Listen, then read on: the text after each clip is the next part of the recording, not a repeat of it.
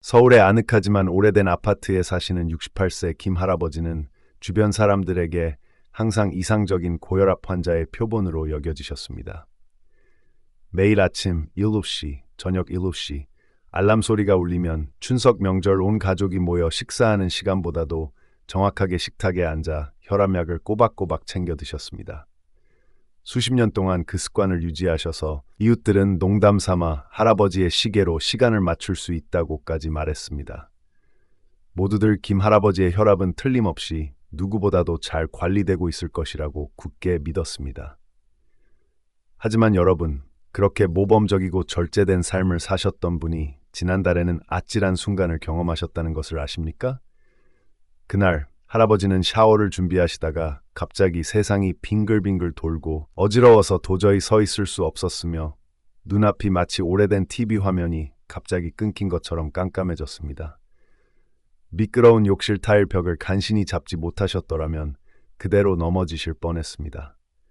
가족들은 혼비백산하여 급히 119 구급차를 불러 할아버지를 응급실로 모셨습니다. 혈압을 재보니 모두가 깜짝 놀랐습니다. 혈압이 떨어지기는커녕 오히려 180mm까지 치솟아 무서울 정도로 높았던 것입니다. 왜 이렇지?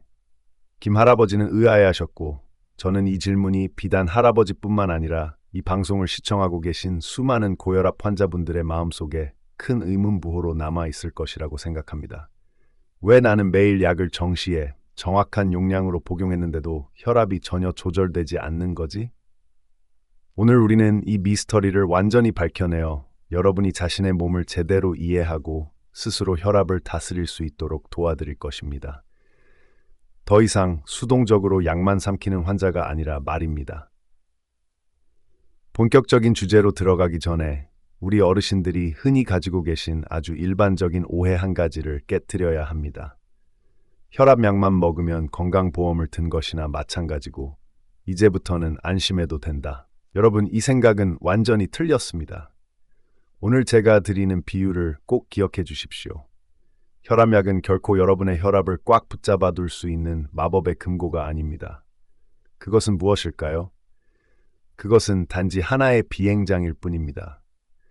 여러분의 고혈압이 안전하게 착륙하고 안정될 기회를 제공하기 위해 약물이 여러분 몸 안에 만들어 놓은 하나의 플랫폼입니다. 하지만 비행기가 안전하게 착륙하려면 활주로만 있으면 충분할까요?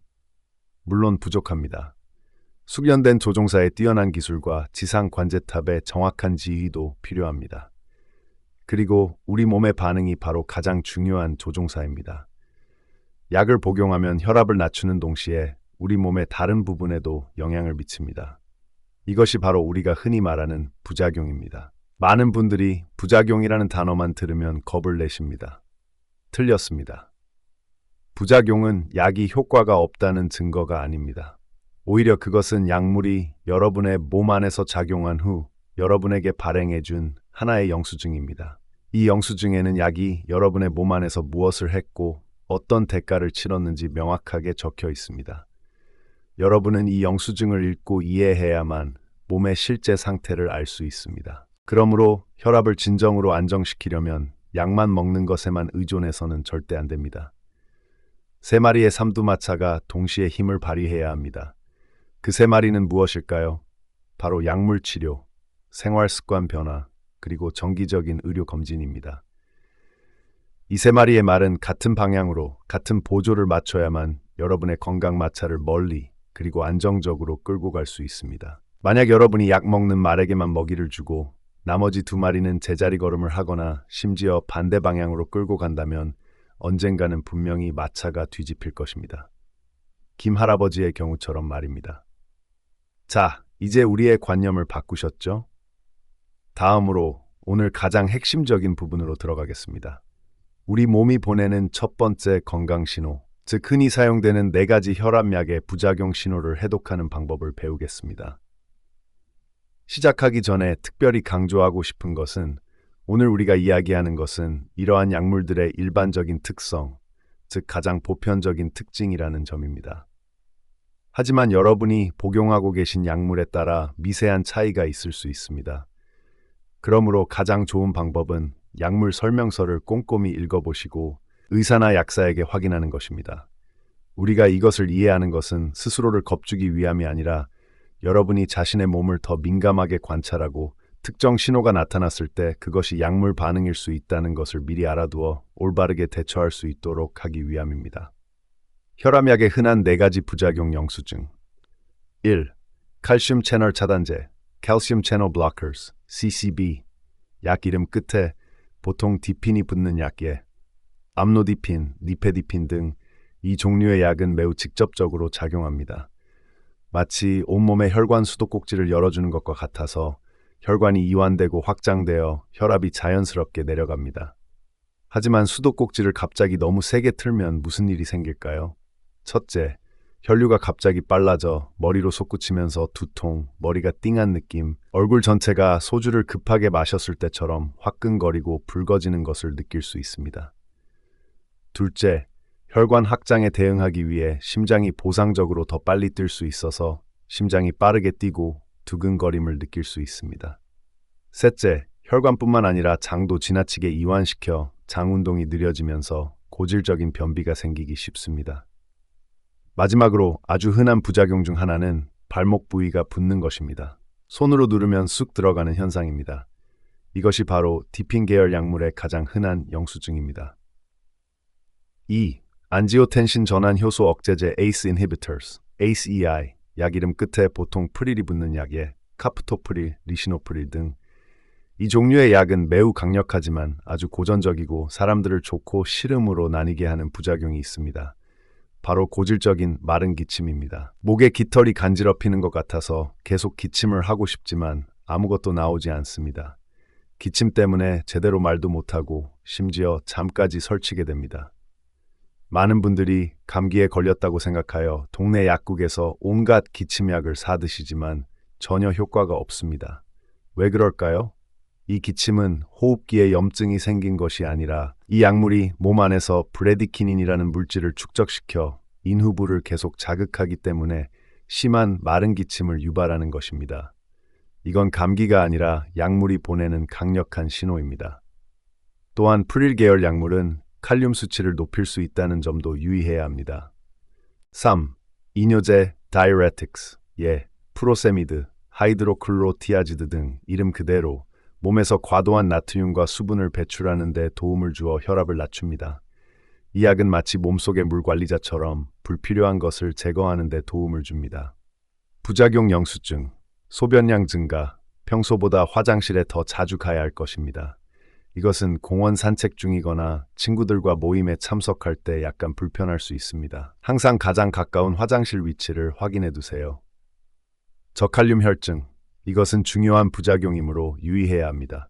칼륨은 심장과 근육 활동에 필수적입니다. 칼륨 수치가 너무 낮으면 극심한 피로감, 근육 약화, 경련 또는 불규칙한 심장 박동을 느낄 수 있습니다. 이 때문에 의사는 종종 식단으로 칼륨을 보충하거나 바나나, 감자 등 칼륨 보충제를 처방할 수 있습니다. 혈당 증가, 당뇨병 병력이 있거나 위험이 높은 사람의 경우 이뇨제가 혈당을 증가시킬 수 있습니다. 요산 증가, 통풍 발작 위험을 증가시킬 수 있습니다. 4. 베타 차단제, 베타 블로커스. 약 이름 끝에 보통 롤이 붙는 약, 메토프롤롤, 비소프롤롤 등 이 종류의 약은 심장에 직접 작용하여 심장 박동을 진정시키고 너무 빨리, 너무 강하게 뛰지 않도록 합니다. 마치 여러분의 심장이 좀 더 부드럽고 차분하게 일하도록 돕는 조절자와 같습니다. 부작용 영수증, 섬액 및 피로감. 약이 심장 박동수를 늦추기 때문에 심장이 더 느리게 뛰는 것을 느끼고 몸이 피로하며 기운이 없다고 느낄 수 있습니다. 이는 북악산을 오르거나 장시간 걷는 데 영향을 줄 수 있습니다. 수족냉증, 혈액이 사지로 가는 양이 줄어들기 때문에 손발이 평소보다 더 차가워진다고 느낄 수 있습니다. 마치 한겨울에 장갑이나 양말 없이 밖에 나온 것 같은 느낌일 수 있습니다. 호흡기계 영향, 천식이나 만성 폐쇄성 폐질환, COPD 병력이 있는 분들은 베타차단제가 이러한 증상을 악화시킬 수 있습니다. 절대적인 경고, 베타 차단제는 절대 임의로 복용을 중단해서는 안 됩니다. 갑자기 약을 중단하면 심장이 보복적으로 반동하여 심박수와 혈압이 위험할 정도로 급상승할 수 있습니다. 몸이 보내는 3가지 빨간불 경고, 즉시 병원으로 가세요. 방금은 흔히 나타나는 영수증에 대해 말씀드렸습니다. 하지만 몸이 아래에 세 가지 신호를 보낼 때는 더 이상 영수증이 아니라 긴급한 빨간불 경고입니다. 망설이거나 참지 마십시오. 즉시 의료 도움을 구해야 합니다. 1. 갑작스러운 가슴 답답함, 심장 두근거림, 그리고 팔다리가 마비된 듯 힘이 없어 물건조차 제대로 잡지 못할 때 귀 기울여 들어주십시오. 어느 날 갑자기 가슴이 커다란 돌덩이에 짓눌린 듯 답답하고 숨쉬기 힘들며 심장이 마치 아이들 장난감 북소리처럼 불규칙하게 쿵쾅거리고 동시에 팔다리에 힘이 빠져 김치 국자조차 제대로 잡을 수 없다면 결코 단순히 피곤해서라고 생각하지 마십시오. 이것은 이뇨제 복용으로 인한 심각한 저칼륨 혈증이거나 다른 약물로 인한 부정맥의 강력한 신호일 가능성이 매우 높습니다. 여러분의 심장이 마지막 힘을 다해 여러분에게 도움을 요청하고 있는 것입니다. 계속 참는다면 다음 단계는 치명적인 심근경색일 수 있습니다. 2. 지속적이고 격렬하며 참을 수 없는 자극적인 마른 기침, 특히 숙면을 방해할 정도일 때 프릴 계열 약물이 마른 기침을 유발할 수 있다고 말씀드렸습니다. 하지만 이 기침이 밤에 똑바로 누워 잠을 잘 수 없을 정도로 심하거나 낮에 가족이나 친구와 한두 마디 이야기를 나누려 해도 한참을 기침해야 할 정도라면, 그리고 기침 때문에 주변 사람들이 어르신 괜찮으세요? 라고 물을 정도라면 더 이상 지켜보지 마십시오. 이는 여러분의 몸이 약물에 매우 강하게 반응하고 있다는 것을 의미합니다. 올바른 대처는 즉시 병원에 다시 가서 의사에게 선생님, 이 약 때문에 기침이 너무 심해서 견딜 수가 없습니다. 라고 말씀드리는 것입니다. 의사는 즉시 다른 종류의 혈압약으로 변경해 줄 것입니다. 3. 갑자기 일어설 때 어지럽고 눈앞이 캄캄해지며 똑바로 서 있지 못할 때, 이 신호는 우리 어르신들에게 특히 치명적입니다. 많은 어르신들이 아침에 잠자리에서 일어나거나 소파에서 일어설 때 갑자기 세상이 빙글빙글 돌고 눈앞이 오래된 TV 화면이 끊긴 것처럼 캄캄해지는 것을 느끼실 수 있습니다. 주의하십시오. 이것은 빈혈이 아닐 가능성이 높으며 전형적인 약물 유발성 기립성 저혈압일 수 있습니다. 간단히 말해, 복용하시는 혈압약의 효과가 너무 강하거나 용량이 너무 많아서 혈압이 지나치게 낮아진 것입니다. 이는 어르신들에게 매우 위험합니다. 한 번의 낙상으로 돌이킬 수 없는 결과를 초래할 수 있으며 특히 고관절 골절은 어르신들의 악몽입니다. 그러므로 이 세 가지 빨간불 경고 중 어느 하나라도 울린다면 가장 시급한 일은 즉시 담당 의사에게 연락하거나 의료 도움을 구하는 것입니다. 의사의 명확한 지시가 있기 전까지는 당일 약을 즉시 중단해야 할지 여부에 대해 전화 등으로 의료 전문가와 상담하는 것이 가장 좋습니다. 일부 약물은 갑자기 중단할 경우 그 자체로 위험할 수 있기 때문입니다. 하지만 핵심 원칙은 변함없습니다. 이것은 긴급한 의료 개입이 필요한 신호이므로 절대 지체해서는 안 됩니다. 식탁 위에 숨겨진 지뢰, 혈압약을 무용지물로 만드는 음식들. 자, 이제 우리는 몸의 신호를 읽는 방법을 배웠습니다. 이제 우리의 시선을 약물의 효과를 좌우하는 또 다른 중요한 전장으로 돌려보겠습니다. 바로 우리의 식탁입니다. 아주 평범해 보이는 몇 가지 음식들이 여러분이 힘들게 복용한 혈압약의 효과를 완전히 영으로 만들어버리는 지뢰일 수 있습니다. 첫 번째 지뢰, 우유 및 유제품. 아침에 약을 우유 한 잔과 함께 마시거나 약을 먹은 후 요구르트 한 개를 마시는 것은 큰 실수입니다. 우유, 요구르트와 같은 유제품은 위장에 들어가면 그 안에 있는 칼슘 이온이 특정 약물 성분과 킬레이트 반응을 일으켜 마치 자석처럼 약물을 흡착하고 약물 표면에 격리막을 형성하여 약물의 용해와 흡수를 방해하여 약효를 크게 떨어뜨립니다. 그러므로 우유를 마시지 말라는 것이 아니라 시간을 조절해야 한다는 것입니다. 이 황금 규칙을 기억하십시오. 혈압약 복용 전후로 최소한 시간은 간격을 두고 우유나 요구르트, 치즈와 같은 것을 마시거나 드십시오. 두 번째 지뢰, 술. 술은 고혈압의 최대적이라고 감히 말씀드립니다. 많은 분들이 소주나 막걸리를 조금 마시면 피가 잘 돈다는 잘못된 상식을 가지고 계십니다. 이것은 완전히 거짓말입니다. 술은 심장 박동을 빠르게 하고 혈압을 더욱 높게 반동시킵니다. 더 나쁜 것은 술은 간에서 해독되어야 하고 우리가 복용하는 혈압약 또한 간에서 대사되어야 합니다. 간에게 술 해독과 약물 분해라는 두 가지 일을 동시에 시키면 간은 과부하가 걸려 제대로 처리하지 못하게 됩니다. 그 결과 약물 대사가 심각하게 방해받아 혈압이 통제 불능이 될 뿐만 아니라 어지럼증, 졸음과 같은 부작용도 크게 악화시킵니다. 고혈압 환자에게 가장 좋은 음주량은 0입니다. 세 번째 질회, 카페인 함유 음료, 주로 커피와 진한 차. 카페인은 중추신경 흥분제입니다. 그것은 우리의 교감신경을 자극하여 심장 박동을 빠르게 하고 혈관을 수축시킵니다. 여러분이 이 장면을 한번 상상해 보십시오. 방금 혈압약을 복용하여 혈관을 이완시키려 했으니 브레이크를 밟은 것과 같습니다. 그런데 뒤이어 뜨거운 아메리카노 한 잔을 들이켜 교감신경을 자극하여 혈관을 수축시킨다면 이것은 동시에 가속 페달을 세게 밟는 것과 같습니다. 이렇게 되면 혈압은 오르락내리락 심하게 요동치면서 혈관에 더 큰 손상을 줄 뿐입니다. 권장하는 것은 조금만 맛보는 정도로 하루에 많아야 작은 잔의 연한 아메리카노 한 잔이며 절대로 약물과 동시에 복용해서는 안 됩니다. 네 번째 질회, 고염분 식품. 우리의 진정한 궁극적인 적입니다. 앞에 세 가지가 질회였다면 고염분 식품은 고혈압 환자에게 있어 거의 핵폭탄 수준입니다. 가장 간단한 비유로 설명해드리면 이해가 될 것입니다. 거의 모든 혈압약의 핵심 원리 중 하나는 몸에서 과도한 나트륨, 즉 소금을 배출하도록 돕는 것입니다. 그런데 여러분이 짠 음식을 먹는 것은 몸속으로 나트륨을 계속해서 보충하는 것입니다. 이것은 여러분의 약이 앞에서 열심히 물을 퍼내고 있는데 여러분은 뒤에서 미친 듯이 물을 붓고 있는 것과 같습니다. 이렇게 하면 물이 줄어들 수 있을까요? 불가능합니다. 여러분이 먹은 약은 모두 헛수고가 되는 것입니다. 어떤 음식들이 고염분 식품일까요? 우리 한국 식탁에 흔히 올라오는 몇 가지를 특별히 짚어드리겠습니다.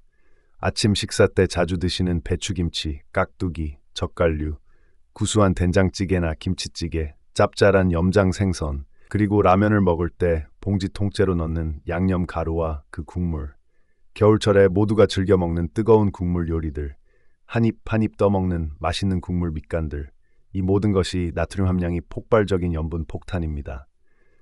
세계보건기구 WHO가 권장하는 성인의 하루 소금 섭취량은 5g을 넘지 않아야 합니다. 대략 맥주병 뚜껑 하나 정도의 양입니다. 입을 단속하고 염분 섭취를 줄여야만 여러분의 혈압약이 진정으로 효과를 발휘할 수 있습니다.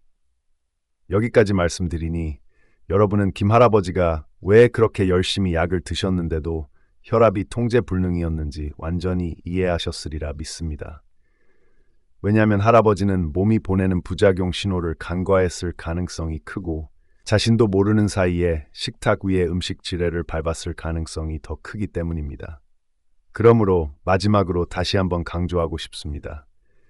약을 제때 복용하는 것은 고혈압 관리의 턱걸이 점수에 불과합니다.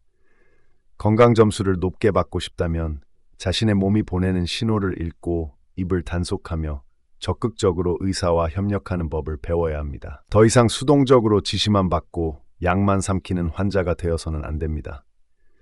오늘부터 우리는 자신의 건강의 주인이 되는 법을 배워야 합니다. 그 방법은 아주 간단합니다. 오늘부터 작은 수첩 하나를 준비하여 몸에 아주 미세한 변화라도 모두 기록하십시오. 다음 진료 때 이 수첩을 의사에게 보여주고 여러분의 감각을 주도적으로 이야기하십시오. 식사하기 전에 3초 동안 생각해 보십시오. 내 눈앞에 이 반찬이 혹시 염분 폭탄은 아닐까? 상상해 보십시오. 여러분이 몸의 신호를 이해하고 식탁 위의 음식을 능숙하게 선택할 수 있게 된다면 혈압계의 숫자는 더 이상 여러분을 불안하게 하는 적이 아니라 평화롭게 공존할 수 있는 친구가 될 것입니다. 그 안도감과 편안함은 그 무엇과도 바꿀 수 없는 가치입니다. 건강의 주도권을 되찾는 이 일은 여러분이 완전히 해낼 수 있다고 믿습니다. 이 영상을 시청하시는 모든 분들이 오늘부터 진정으로 자신의 혈압을 다스리고 질병에 대한 두려움에서 벗어나 오래도록 건강하고 행복하며 자유로운 삶을 누리시기를 축복합니다.